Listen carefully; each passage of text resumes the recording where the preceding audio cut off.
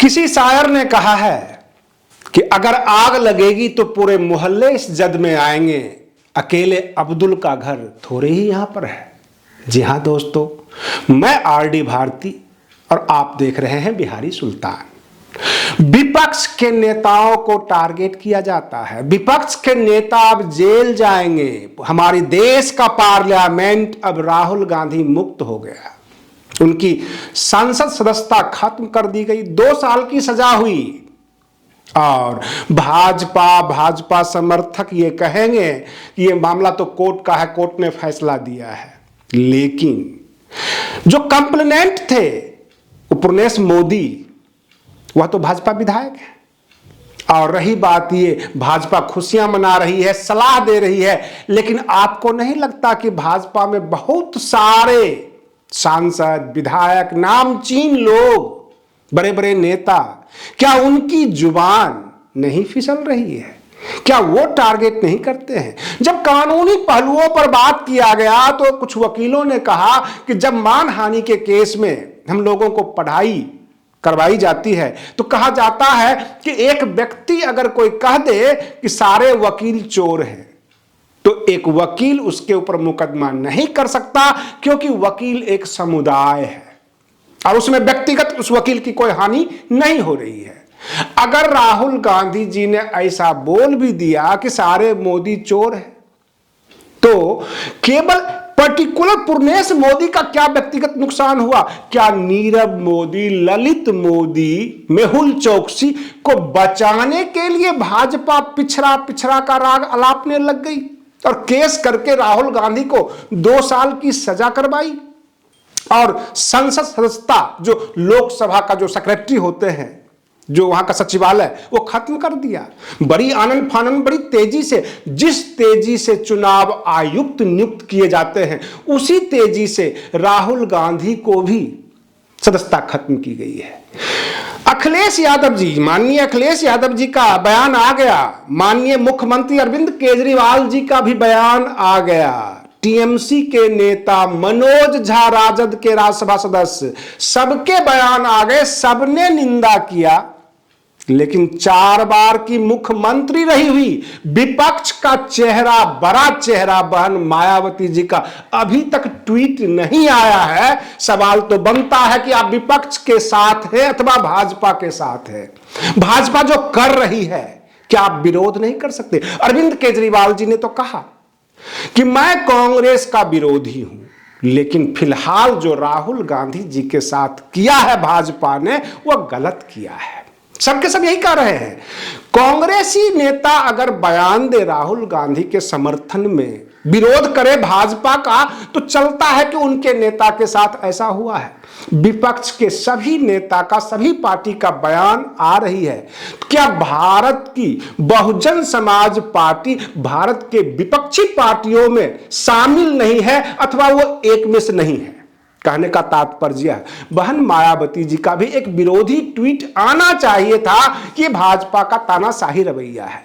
बहन मायावती जी कह सकती है यह मामला कोर्ट का है, कोर्ट का फैसला आया है, कोर्ट के फैसले का हम सम्मान करते हैं और असहमति के ऊपर अपील करते हैं। यह हमारे देश का संविधान है। बहन मायावती जी कहें कि हम कोर्ट के आदेश का सम्मान करते हैं, लेकिन भाजपा की जो कारगुजारी है, जो वो विपक्ष के नेताओं के साथ कर रहे हैं, इससे हम असहमत हैं और ये असहनीय है। विपक्ष के नेताओं के साथ ऐसा नहीं होना चाहिए। बिल्कुल बैलेंस ट्वीट तो आ ही जाना चाहिए था, क्योंकि इनके ट्वीट से पूरा भारत में प्रभावित होता है। लोग समझते हैं कि बहन जी एक वरिष्ठ नेता हैं और जो कहती है वो बिल्कुल सही कहती है।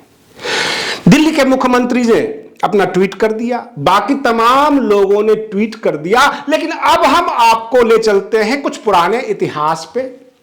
और कांग्रेस के अच्छे दिन अब आने वाले हैं। बिल्कुल नपी तुली विश्लेषण बता रहा हूं। जब स्वर्गीय प्रधानमंत्री श्रीमती इंदिरा गांधी जी जेल गई थी, तब चुनाव जीता था। जब उनके ऊपर हमला हुआ, शहादत को प्राप्त हुई, तब जाके पूरा पार्लियामेंट खाली हो गया था, केवल कांग्रेसी ही नजर आ रहे थे। ठीक उसी तरह राहुल गांधी जी जो कांग्रेस के सबसे बड़े नेता हैं, चेहरा भी हुआ करते थे, अब तो चेहरा नहीं बनेंगे क्योंकि 2024 के चुनाव में 6 साल तक उनके ऊपर चुनाव लड़ने से रोका गया है, केवल सदस्यता ही खत्म नहीं हुई है। कहीं राहुल गांधी की राजनैतिक शहादत कांग्रेस को दोबारा उसी मजबूती में ना ले आए और फिर 70 साल इस देश की जनता को भुगतान करना पड़े, क्योंकि राहुल गांधी जी की यह राजनैतिक शहादत किया गया है बिल्कुल प्लान तरीके से। या हो सकता है कि भाजपा ने 2 टर्म कर लिया, अब कहीं फिक्स तो नहीं हुआ है कि 2 टर्म के लिए आपको दे रहे हैं। ये मानहानि का मुकदमा, 2 साल की जेल और उनको जेल भेजो, सदस्यता भी खत्म हो गई। कहने का मतलब आप जनता को क्या समझते हैं? महामूर्ख, बेवकूफ। जो पूरे देश में बड़े बड़े क्रिमिनल्स, बड़े बड़े नेता ऐसे ऐसे हैं जिनके ऊपर जघन्य अपराध है, उनको फटाफट जेल नहीं होता, उनकी सदस्यता खत्म नहीं होती। ये 2 साल की सजा मानहानि के केस में और आपकी सदस्यता चली गई। ये फिक्स मैच नहीं तो और क्या है कि कहीं लोगों की सहानुभूति कांग्रेस के साथ आ जाए। ऐसा होगा, ये दूरगामी परिणाम होगा। जिस तरह से सारे विपक्ष के नेता उबलने लग गए, जगह जगह कांग्रेसी जुलूस आंदोलन में उतर आए हैं, 2024 तक कांग्रेस का माहौल बन जाएगा। ये कहीं न कहीं से अंदर खाते का फिक्स मैच चल रहा है कि 2 टर्म भाजपा, 2 टर्म कांग्रेस। पहले भी 2 टर्म कांग्रेस करके जा चुकी है। 2004 से 2014 कांग्रेस थी और 2014 से 2024 भाजपा रही है। कहीं तैयारी तो नहीं है कि 2024 से 10 साल तक कांग्रेस को लाना है और राहुल गांधी जी बीच में अरंगा है। क्यों नहीं इनको डार्क में लाकर, इनको जो है बिहाइंड द बार करके, इनका सीन से नाम हटा करके और जो मल्लिकार्जुन खड़गे हैं उनका रास्ता साफ करके एक देश में बड़े दलित नेता की तरह स्थापित करके और कांग्रेस को लाया जाए। मैं पूरी विश्लेषण बता रहा हूं, तर्कपूर्ण है। मल्लिकार्जुन खड़गे अगर प्रधानमंत्री चेहरा बनते, वो दलित समुदाय से हैं, तो लोग कहता कि राहुल गांधी जी के हाथ में रिमोट है, वही देश चला रहे हैं, ये तो दूसरे मनमोहन सिंह जी हैं, ऐसा लोग कह सकता था। लेकिन राहुल गांधी जी को सीन से ही हटा दिया गया, लोकसभा से ही हटा दिया गया। अब राहुल गांधी जी सवाल नहीं करेंगे, अब इस देश का एक दलित नेता मल्लिकार्जुन खड़गे सवाल करेंगे, टूट टूट के पड़ेंगे। और अगर भाजपा जुल्म करती है तो कांग्रेस के नेताओं पर नहीं, इस देश के सबसे बड़े दलित नेताओं के ऊपर जुल्म करेगी भाजपा। इस तरह का सीन क्रिएट किया गया है। देश में बहुजन समाज अपनी समस्याओं को लेकर जूझ रहा है और यह जय भीम के नारे, डॉक्टर अंबेडकर का सपना पूरा होकर रहेगा। ये दोनों पार्टियां, कांग्रेस और भाजपा, चाहे भले ही आपस में मैच फिक्स कर लें, लेकिन बहुजन समाज के लोग उभर कर आएंगे, संसद में पहुंचेंगे, सवाल करेंगे।